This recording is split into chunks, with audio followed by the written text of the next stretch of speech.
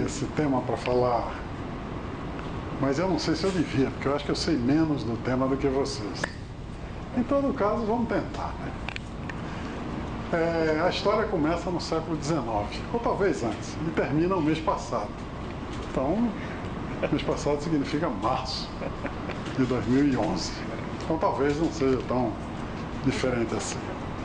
Vamos ver se eu consigo. Aí tem um membro da minha família, né? Vocês podem ver que há uma imagem ali de baixo, né? Mas essa não é a imagem que eu quero falar. A imagem que eu quero falar, no começo do seminário, é a seguinte: é uma que eu pego um pedaço de papel e eu quero que a luz desenhe, a luz, não você, desenhe a imagem aqui. E isso é possível fazer, e vocês sabem que é possível fazer, né? Se atinge, não tem problema nenhum, né? Bom, então como é que se faz isso? Isso se faz, todo mundo sabe como é que se faz. Isso aqui é mostrando por que razão não se faz. Vamos supor que eu tenho uma folha de papel, aqui está a folha de papel, e tem essa cruz luminosa aí, né? E você veja que todos os pontos da cruz iluminam mais ou menos do mesmo jeito o papel, de modo que o papel fica iluminado uniformemente, praticamente, e não tem imagem nenhuma. Então, aparentemente, é impossível fazer uma imagem dessa cruz nesse papel. Mas a gente sabe como resolver esse problema, eu tenho certeza que vocês sabem, e a solução é essa daí. Você põe o papel aqui, nessa ponta aqui, ó, põe o papel dentro de uma caixa fechada, abre um furinho aqui e põe a cruz aqui. Aí você vê que aparece uma imagem aqui, invertida, nesse papel. E aí a gente conseguiu criar. Não é assim que se cria a imagem, né? Tá? E vocês vão ver que, de fato, isso aqui a gente está copiando alguma coisa, né? Ó.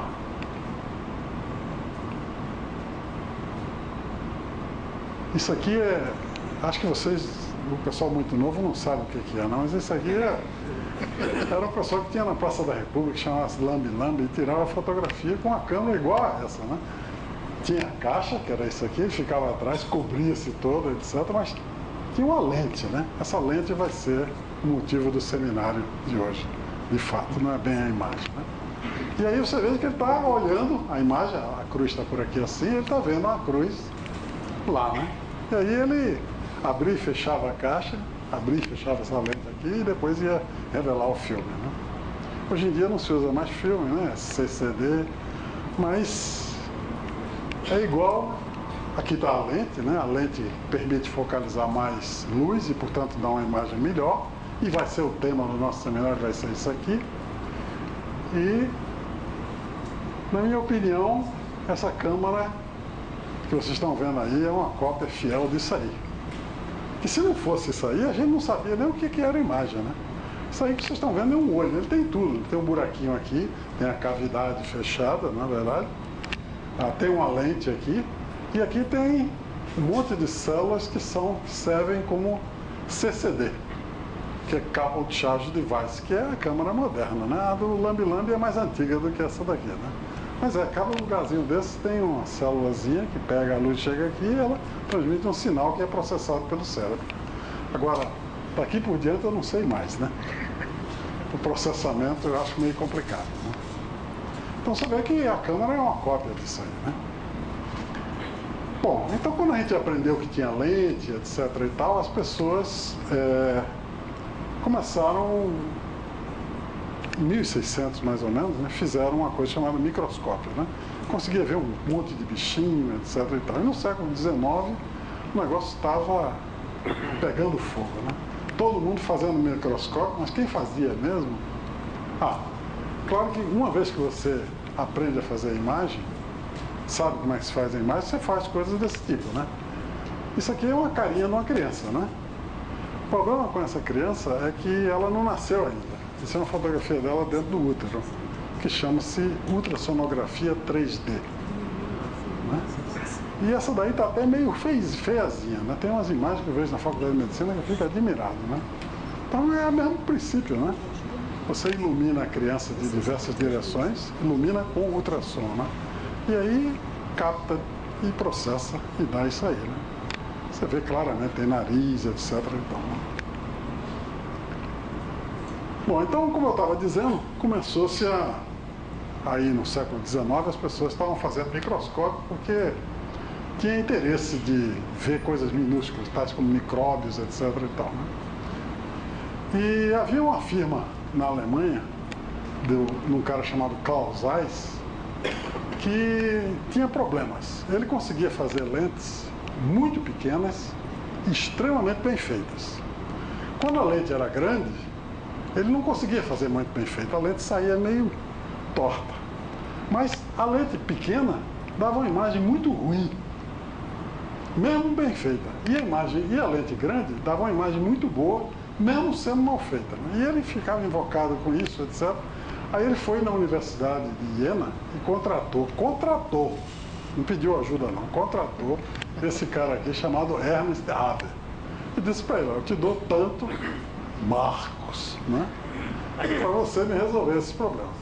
E o Haber começou a trabalhar. Então o Haber tem uma teoria de como é que se faz a imagem com o microscópio, né? Então o objeto que a gente quer examinar e que o Haber examinou era só esse buraquinho aqui, ó. Esse buraquinho e um feixe de luz, e esse buraquinho deveria dar a imagem dele aqui, né? Bom, o Haber queria ver a imagem de lá para cá, queria ver essa imagem aqui, não queria ver essa daqui não. Tá certo? Ou seja, ele queria botar o microscópio para examinar este buraquinho aqui. Tá certo? Não queria ver isso aqui. Isso aqui é o que a gente vai aparecer lá. Mas não é. Quando a gente olha lá, se esse buraco for pequeno, tem um problema. E o problema vem pelo fato, como vocês sabem, a luz, há gente que discorda, por exemplo, Feynman discordava, a luz é onda, né? E existe a teoria de Huygens, né, que diz que cada pontinho desse aqui forma um centro forma novas ondas que se propagam para frente, para trás não, né? Só para frente. Para trás ele não sabia porquê, mas não se propagava. Quando ela chega num obstáculo aqui, então há um fenômeno aqui chamado difração. Se ela chegasse no paralelo aqui todinha, ela continuaria. Mas como ela não pode passar aqui, ela começa a deformar aqui e deformar aqui. Então, voltando um pouco, essa imagem aqui, que não era que o Haber estava interessado, não era essa imagem aqui, se você olhar para ela é assim. Ela tem uma porção de faixas, isso chama-se difração, né? Difração de Fraunhofer. E então ela tem essa faixa aqui, tem duas faixas laterais, tem essa faixa lateral, tem essa faixa lateral. Então a teoria do Haber, ao contrário daquilo que vocês aprenderam no colégio, eu acho que todos aqui são alunos do primeiro ano, né? Aprenderam a fazer aquelas figurinhas de lente, né? Passa pelo centro da lente, passa paralelo, não sei o quê, mas a teoria do Haber era um pouco mais sofisticada. Isso, estou falando de 1860, né? A teoria do Haber... Socorro, professor Éboli, não vai. Ah, vai, foi. Que demora um pouco.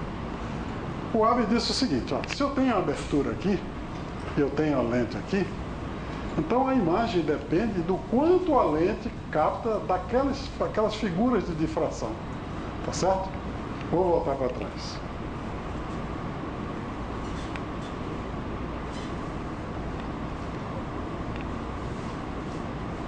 Tá vendo? Essa primeira faixa de difração e esses dois lados estão aqui, ó.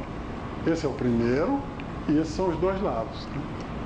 E o que ele mostrou é o seguinte, que a lente é tanto melhor, quanto mais ele pode pegar dessa difração aqui, como eu vou mostrar para vocês agora. Isso é uma conta que é fácil de fazer, vocês vão aprender a fazer. Não é uma conta muito difícil, mas o Éboli disse que eu não poderia fazer nenhuma conta nesse seminário. Então não vou fazer nenhuma conta, né? Então, sem conta, né? Quando aparece, quando entra só na lente aquela primeira faixa grande, essa grande que está aqui, a imagem que aparece aqui, quando ele olha aqui, não lá, ele está virado de lá para cá e olhando aqui, tá? Então, o que ele vê é isso aqui, uma faixa, mas não é uma faixa nítida, tá certo? Você vê que a intensidade da luz vai decrescendo aqui, de modo que essas bordas aqui são horríveis. Você só vê essa coisinha aqui. É um microscópio muito ruim. Se além de só pegar a faixa, aquela faixa de difração no meio, ele mostra essa imagem aí. Se ele pegar essa e essa, ele já mostra aqui. Se ele pegar essas dos lados, essas duas, ele mostra isso aqui. E aí, ó, olha, aqui é a imagem que o cara vê. Ó. A imagem, se ele só pega essa, ele vê isso aqui. Não vê praticamente não. O telescópio é horrível. Ele, em vez de um buraco, vê uma mancha branca. Vocês estão entendendo onde é que ele está olhando, né? Não está o microscópio ou não? Por favor, façam perguntas, senão eu vou ficando tímido, né? Aí, olha, quando passou esses dois lados, esses dois feixes de difração, começou a melhorar um pouquinho. Aqui já passou esse. Aí já melhorou um pouquinho. Aqui já passou um montão. Já ficou assim. Passou assim. Quando passa esse monte todo, a imagem, ó, já fica muito melhor. Fica uma imagem bem nítida aqui, ó. Luz grande aqui, luz grande aqui, luz grande aqui. Na verdade tem esses ripples aqui, mas isso aí não incomoda. Então, se a lente conseguir pegar todos esses pedaços de difração aqui, ela faz essa imagem, o microscópio vê isso aí. Ou seja, vê um buraco iluminado. Se você fechar o centro, se você... Não funciona muito direito, né? Deixa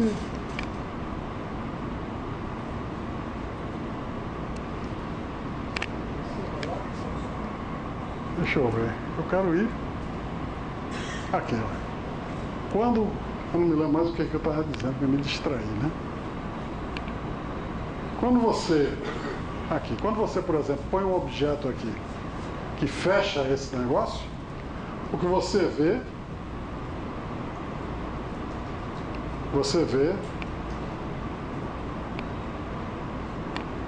Você vê isso aqui. Você vê uma coisa que você pegou o feixe central de difração, cortou, então você só vê as bordas. Só vê as bordas do buraco. Tá claro isso aí?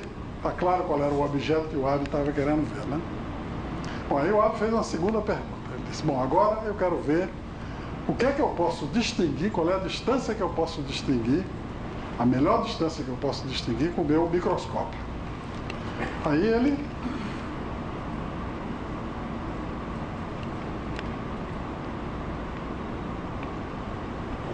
Nossa Senhora.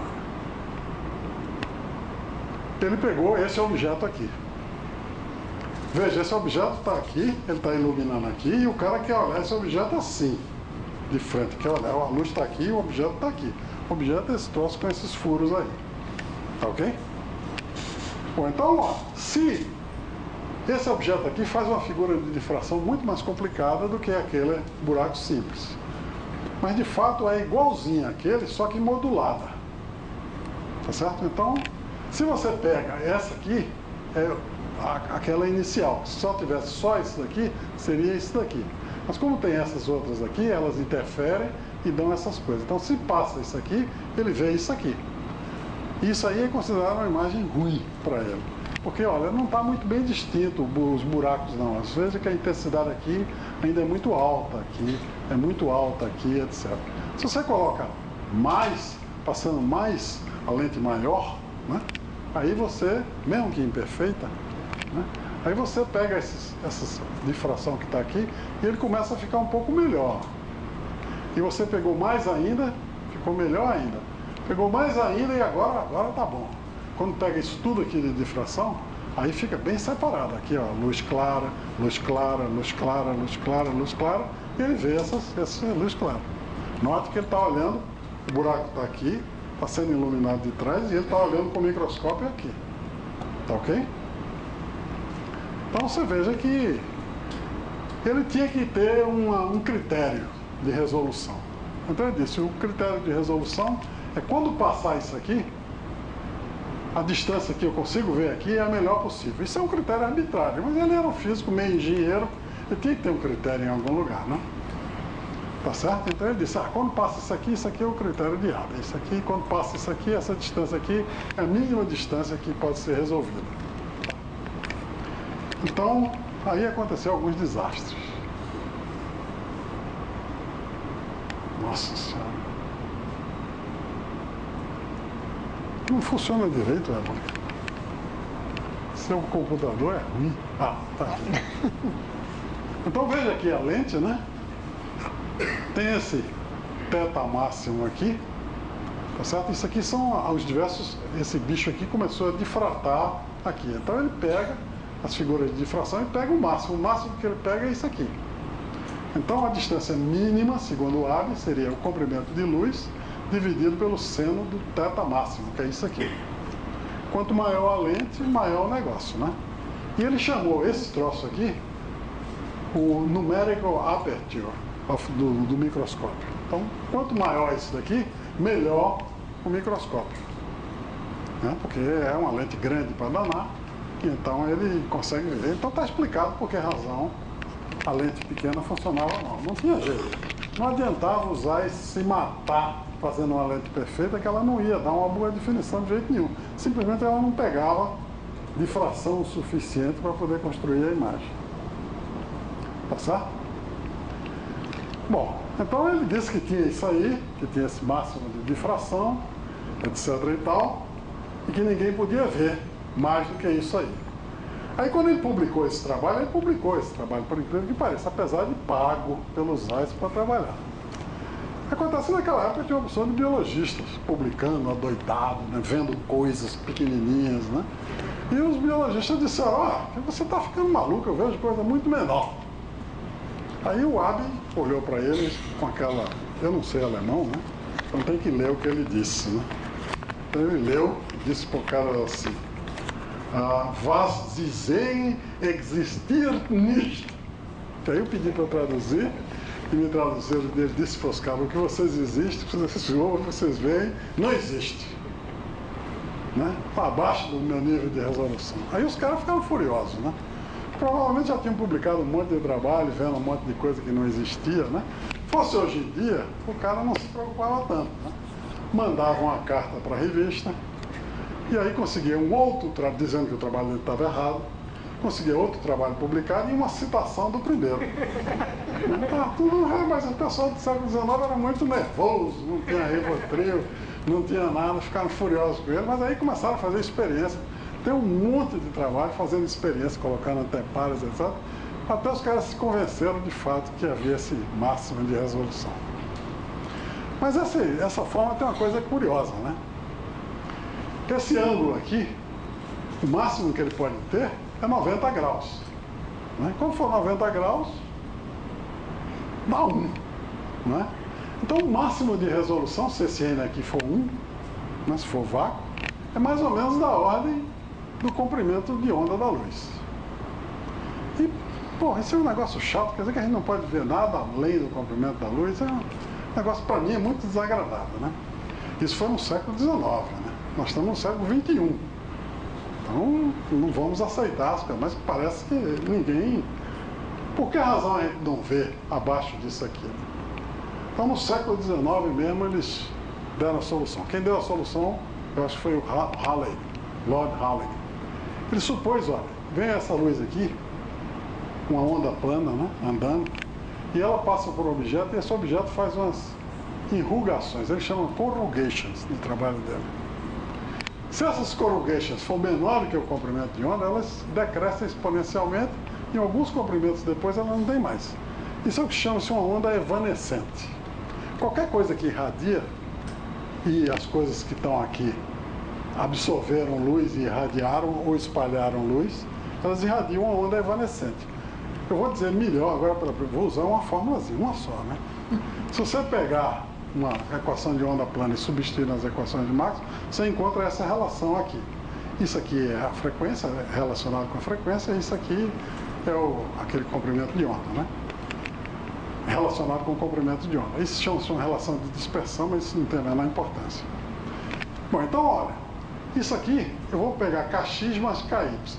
Kx e Ky, Kx e Ky é 2π sobre lambda y, lambda y é o comprimento nessa direção, lambda x é na direção contrária e lambda z é a direção de propagação.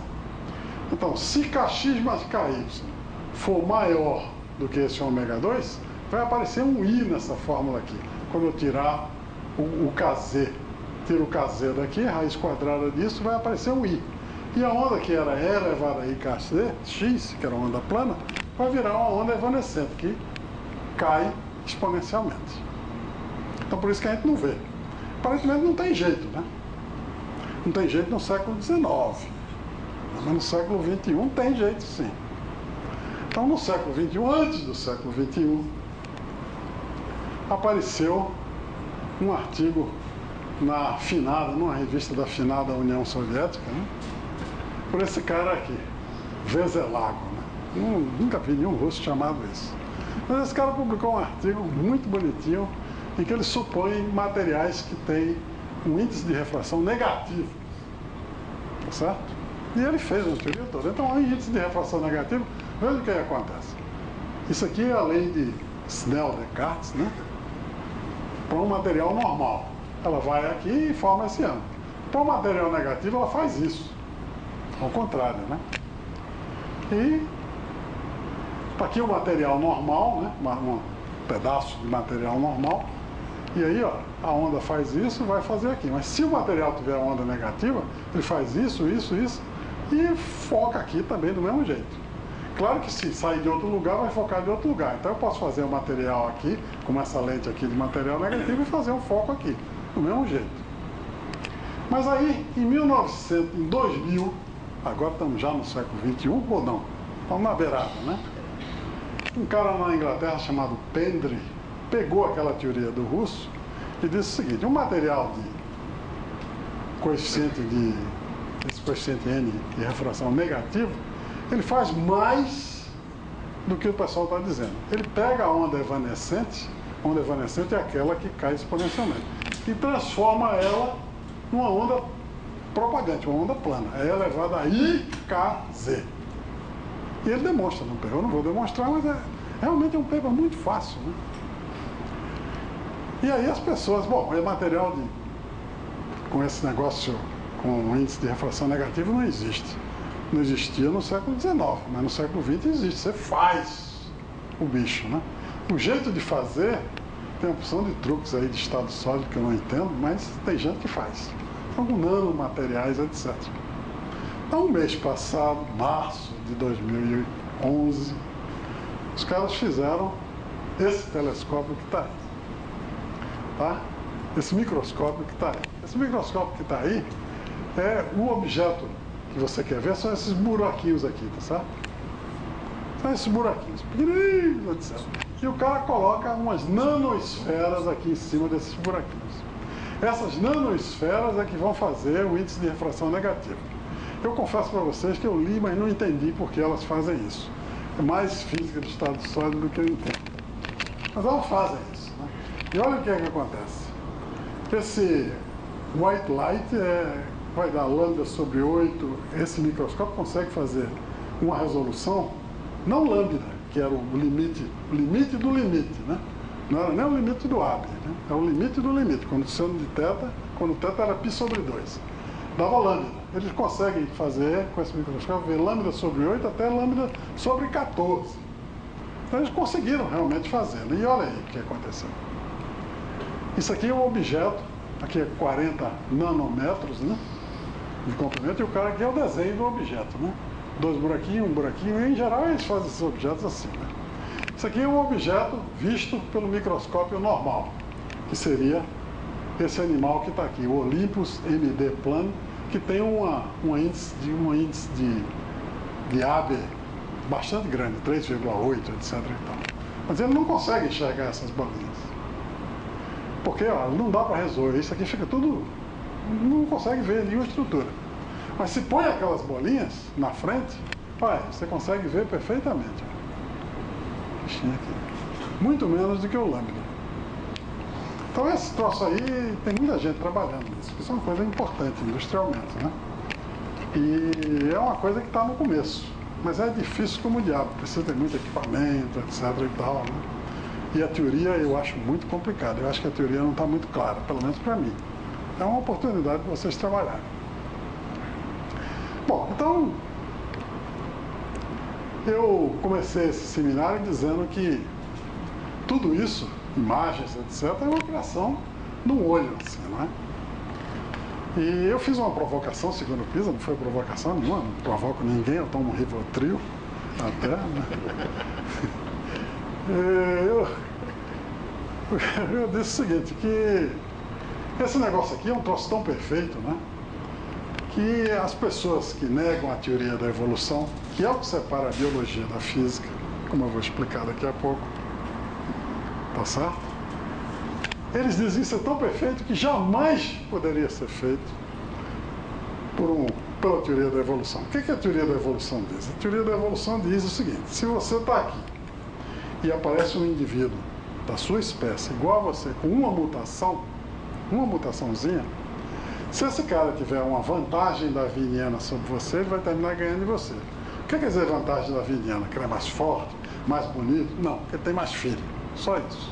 Sabe? Se ele tiver mais filho do que você, então esse gene dele se propaga mais e ele termina dominando. Por flutuação estatística vai desaparecer os outros. Então, como essas mutações não podem ser previstas, a gente sabe onde elas são, no DNA, sabe? Mas não sabe. A gente não sabe nem quais são os possíveis. Hoje em dia tem gente que projeta já um gene. Né? Tem cara que projeta um gene e ele faz a proteína que quiser. Mas ele não sabe como é que vai mudar um gene que está lá num determinado lugar, porque pegou um raio cósmico e tal, e o bicho mudou. Ninguém sabe fazer isso. Isso acontece aleatoriamente. Então ninguém sabe qual é a vantagem que vai dar. Então essa lei de que pessoas que têm vantagem darwiniana vão terminar prevalecendo e que as pessoas são diferentes por causa de mutação, na mesma espécie, não é essa besteira de Walt Disney, né? De onça brigando com leão, nada disso, né? É você brigando com você mesmo, com sua própria espécie. A evolução acontece assim. Tá certo? Isso separa a biologia, por enquanto, da física, claramente. Química é uma mera, né, ramo meio empobrecido da física. A biologia não, a biologia é diferente, né? Bom, mas os caras dizem, olha, isso aqui é tão perfeito que é impossível imaginar que isso tenha acontecido por acaso, né? Então, a gente fica pensando, será que não aconteceu mesmo? Porque a gente, logo, as pessoas que dizem isso pensam que só existe esse tipo de olho. Né? Então, eu trouxe outros exemplos de olho que tem aí no mundo. Não é só esse tipo de olho. Né? Esse olho, só quem tem é a gente, né? Vertebrado. Nós somos vertebrados, só isso. Né? Mas tem esse bicho aqui que chama um céu, eu não sei muito bem o que é isso, né? Mas é um bicho. O olho dele é assim, ele só tem os CDDs aqui dele. Não tem buraco, não tem coisa nenhuma. Muito primitivo, né? A luz chega lá, deve ser uma confusão, esse cara só enxerga, eu acho que esse bicho não enxerga imagem nenhuma, ele só enxerga clarão. Mas provavelmente isso dava para eles uma vantagem suficiente para eles sobreviver diante dos inimigos, dos outros que não tinham nem isso. Tá certo? Então esse é um olho muito primitivo. Esse daqui é um olho muito primitivo também. Porque esse olho é igual àquele olho do lambe-lambe. Só tem esse buraquinho aqui, não tem lente, não tem coisa nenhuma. Né? E aí a luz entra por aqui e forma a imagem. Aqui estão os CCDs, desculpe, que estão atrás, igual ao nosso olho. E esse daqui é o olho de inseto. O olho de inseto é uma coisa horrorosa, né? Porque é um negócio que tem uma porção de CDDs em tudo quanto é lugar.